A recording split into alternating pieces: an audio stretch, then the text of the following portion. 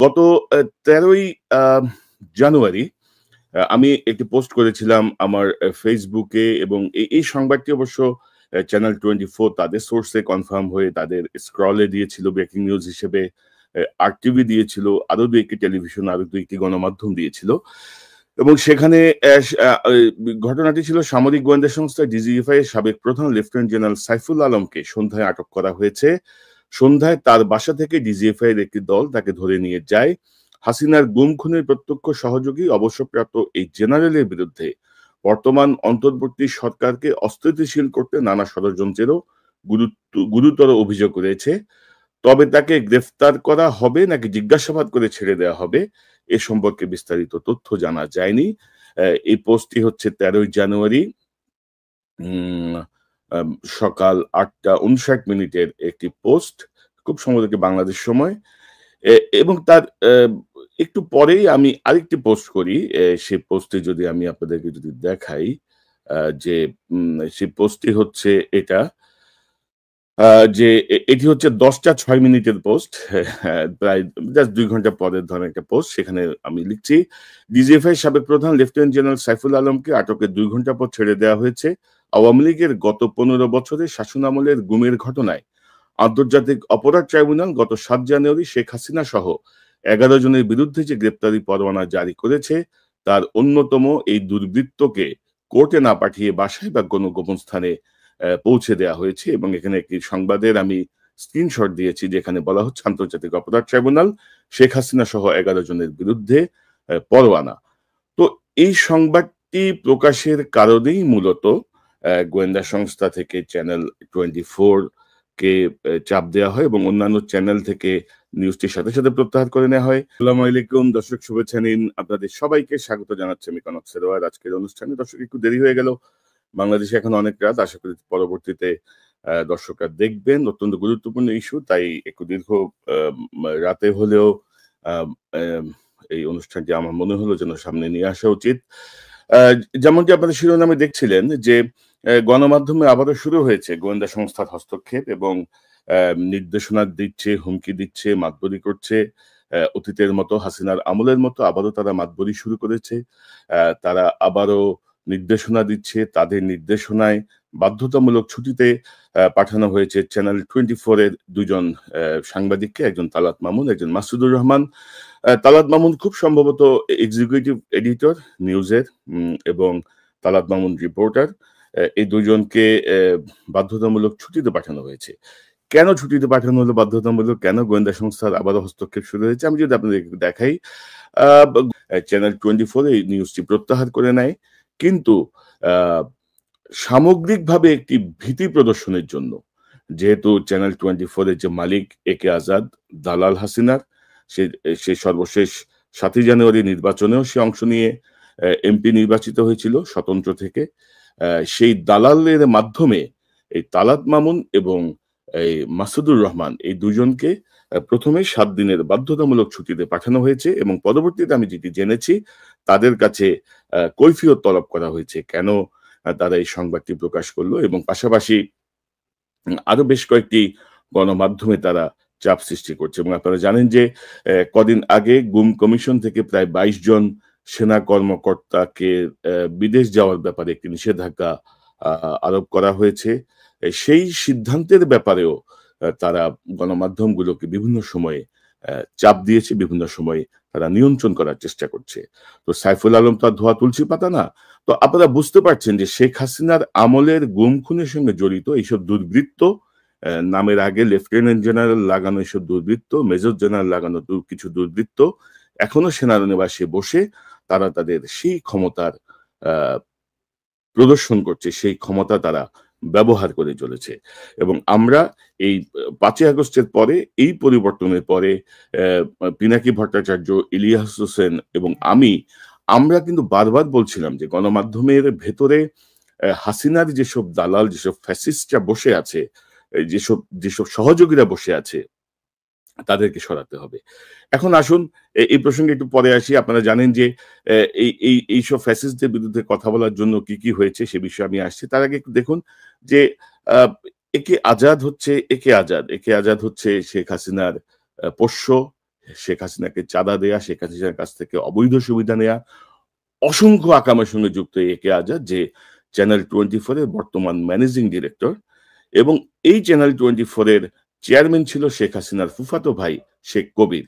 শেখদেরকে ডেকে এক বিশাল এক কি বলবো, অনেক প্রতিবাদ সমাবেশের মতো সে আয়োজন করে, এবং সেখানে সে কি বলে আপনারা যদি একটু শোনেন। সংবাদ মাধ্যমের আইনের দৃষ্টিতে কোনো বত্যয় ঘটলে তার বিরুদ্ধে ব্যবস্থা নেওয়ার যথাযথ আইনি প্রক্রিয়া রয়েছে। প্রথম আলো ও ডেইলি স্টার পত্রিকা দুটির বিরুদ্ধে যেসব কর্মসূচি নেওয়া হচ্ছে বা প্রচারণা চালানো হচ্ছে তা সাধারণ প্রতিবাদ কর্মসূচি বা মত প্রকাশের বিষয় নয়, বরং পত্রিকা দুটিকে হুমকি দেওয়া হচ্ছে, উস্কানিমূলক কথাবার্তা বলা হচ্ছে, বিদ্বেষ ছড়ানো হচ্ছে, অফিসের সামনে বিশৃঙ্খলা সৃষ্টি করা হচ্ছে এবং সুযোগ পেলে হামলা করা হচ্ছে। এবং এই অনুষ্ঠানে বিএনপির মহাসচিব ফখরুল সাহেবও ব্যাপক কান্নাকাটি করেছিলেন প্রথম আলো ডেইলি স্টারের জন্য, যেখানে প্রথম আলো ডেইলি স্টার অব্যাহতভাবে হাসিনার ফ্যাসিজমকে, হাসিনার হত্যাযজ্ঞকে সমর্থন করে গেছে। হাসিনার ন্যারেটিভকে বাস্তবায়নের জন্য তারা বাংলাদেশকে একটি জঙ্গি রাষ্ট্রে পরিণত করার চেষ্টা করেছে, যারা ক্রমাগত বিএনপি চেয়ারপারসন বেগম খালেদা জিয়া এবং বর্তমান ভারপ্রাপ্ত চেয়ারপারসন জনাব তারেক রহমানকে নানাভাবে কলুষিত করেছে, তাদের রাজনীতিকে, বিএনপিকে। কিন্তু তারপরও যাই হোক, ফখরুল সাহেবের এই ভালোবাসা নিয়ে ইতিমধ্যে অনেক আলোচনা হয়েছে। আপনারা জানেন যে এই যে ধরেন সে বলছে যে আইনগতভাবে ব্যবস্থা নেওয়া যেতে পারে, কত মিষ্টি মিষ্টি কথা না? তো ডিজিএফআই যখন বলল, তখন তুই কোন কারণে দুই সাংবাদিককে বাধ্যতামূলক ছুটি পাঠালি? কারণ হচ্ছে কি জানেন তো, এদের প্রত্যেকেরই গোপন ফাইল থাকে গোয়েন্দা সংস্থার হাতে, এবং এদেরকে যদি আপনি বের করতে না পারেন এসব গণমাধ্যমের কর্তৃত্ব থেকে, তাহলে এরা কিন্তু গণমাধ্যমের যে স্বাধীনতা কিন্তু 5ই আগস্টের পরেও কিন্তু আমরা এখন পর্যন্ত পাইনি। বাংলাদেশের বিভিন্ন পর্যায়ের সম্পাদক, সাংবাদিক, সিনিয়র সাংবাদিক, জুনিয়র সাংবাদিক, যাদের সঙ্গে বিভিন্ন ভাবে কথা হয় আমাদের, তারাই আমাদেরকে বলেন যে ভাই, পরিস্থিতির কোনো পরিবর্তন হয় নাই।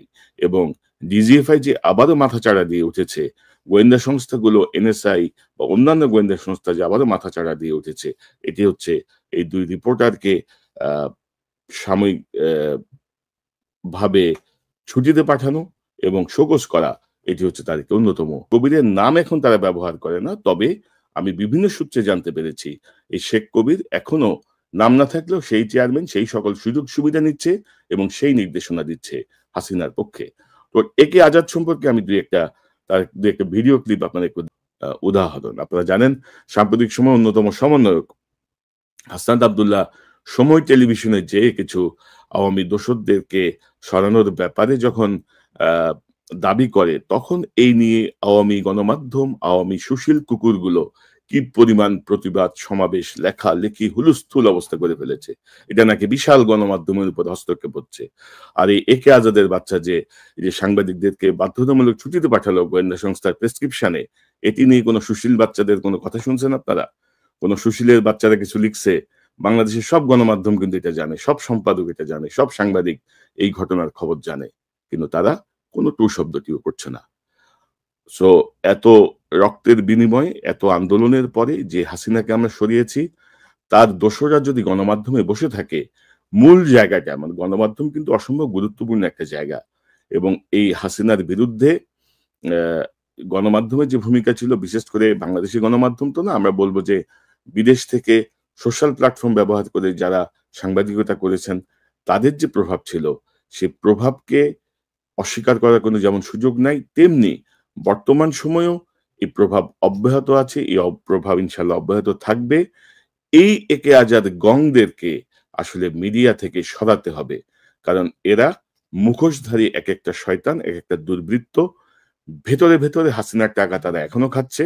হাসিনার টাকা খেয়ে তারা গণমাধ্যমকে তাদের মতো করে ব্যবহার করার চেষ্টা করছে, এবং গোয়েন্দা সংস্থার দিকে যদি দেখেন, তারা এই ঘটনার মাধ্যমে অন্যান্য সকল গণমাধ্যমের উপরে একটি চাপ সৃষ্টি করছে যে আমরা কিন্তু সজাগ, আমাদের বাইরে কোনো কথা বলা যাবে না, আমাদের বাইরে কোনো নির্দেশনা দেওয়া যাবে না। ইন্টারন্যাশনাল ক্রাইম ট্রাইব্যুনালের যে গ্রেপ্তারি পরোয়ানা, সেই গ্রেপ্তারি পরোয়ানার পরেও কমপক্ষে 6 জন ক্যান্টনমেন্টে বসে আরামাইশে ঘুরে বেড়াচ্ছে, দাওয়াত খাচ্ছে, পার্টি করছে। এক জেনারেল আকবর, সে তো প্রতিদিন ক্যাডেট কলেজ ক্লাব থেকে 2 বোতল ব্ল্যাক লেবেল নিয়ে যায়, মদের বোতল। সে না খেলে তার ঘুম আসে না রাতে।